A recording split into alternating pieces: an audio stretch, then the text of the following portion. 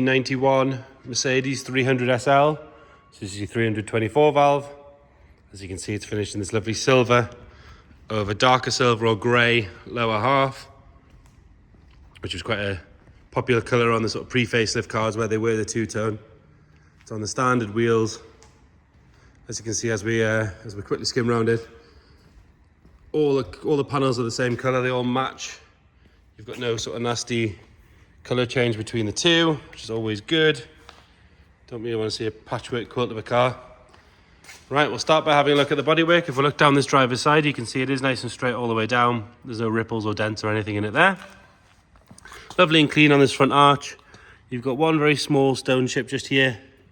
Really, really tiny. Rest of that front wing's lovely and tidy. You've got a, let's say, standard alloy wheel.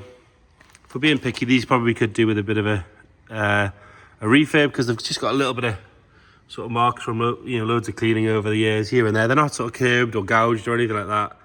They would just look a lot fresher with a refurb. And I believe it's matching Pirellis all around, but we'll check as we go. As you can see from the inside of the arch, that's all nice and tidy all the way around there. We do have a little, that's polish, ignore that.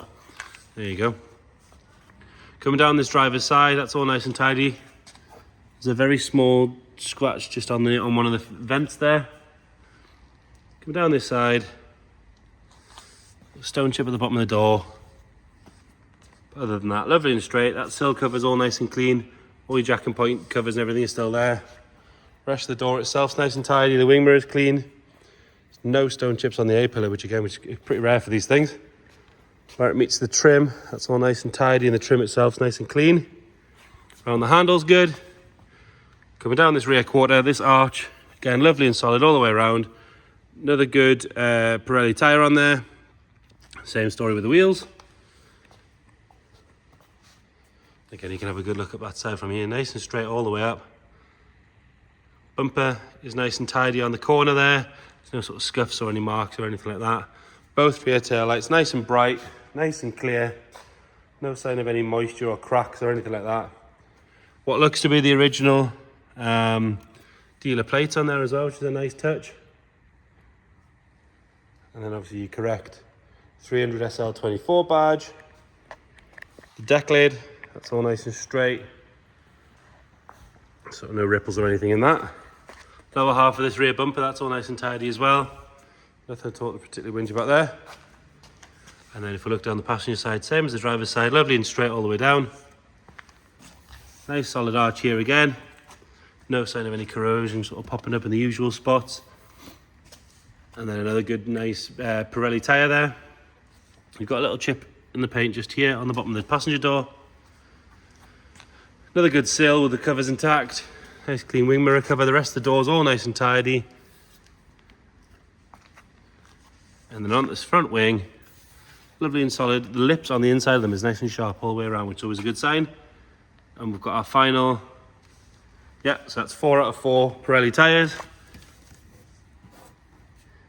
In there, it's all nice and tidy.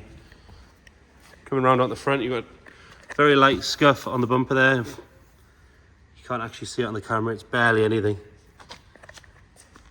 And a couple of little stone chips on the bottom, as you can see.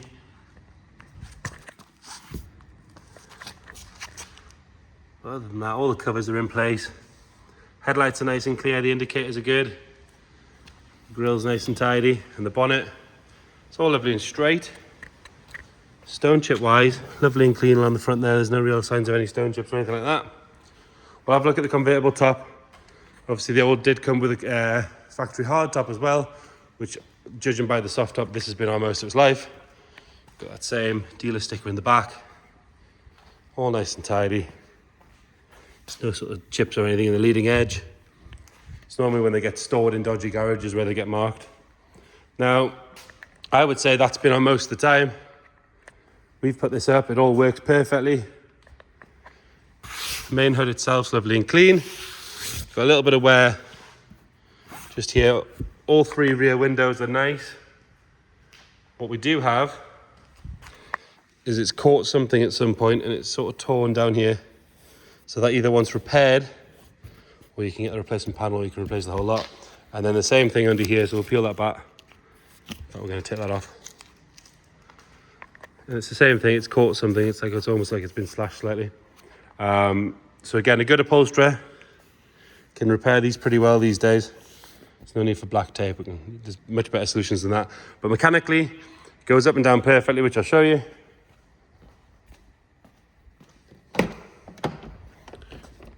Obviously these SLs were the first car with an all-electric roof, so you had no catches to undo, no locks to change or anything like that. So you hit the button, the back of the roof comes forward, deck lid goes in the air, unlocks from the front, and then the convertible top just goes into the storage compartment, nice and smooth. Deck lid comes down, leg goes out, job done. So dead easy. You can see around here it's all lovely and clean. Obviously you pop the hard top on and it locks itself back in place. Got the rollover hoop and all that sort of stuff as well, which we'll check as we go around. We'll have a look on the interior to start to continue. So silver outside, black interior. It's lovely and tidy in there.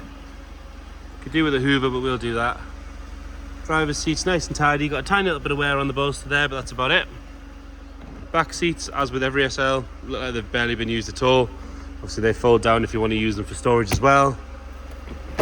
Like I say, it's got that rollover bar, so you hit the button, that can come up, and you can use that as a sort of styling spoiler if you like. Obviously they do shoot up if the car thinks it's going to roll over. 80,000 miles on this one, so nice sensible miles. You see them on 130, 140 and higher. Inside the boot's lovely and clean. There's no sign of any moisture or anything like that. Warning triangle and everything's there.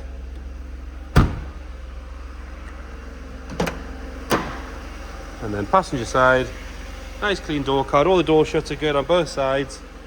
Nice and clean passenger seat. It's got a little bit of a mark there, but actually that's coming off when I rub it, so we'll get that cleaned off. Bolsters are all nice and tidy on this side. One thing I did notice is this center section here has a roller, the same as this. This one, what happens is this little clip pops off and they disappear down under the armrest. Yeah, that's exactly what's happened. You can see it. So that one's popped out and you can peel it back through.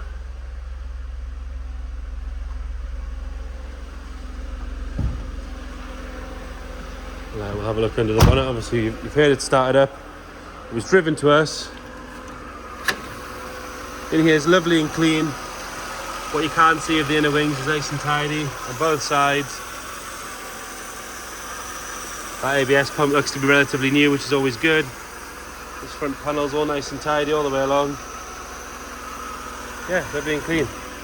It's been with us maybe sort of 4 or 5 days now. It always starts on the button.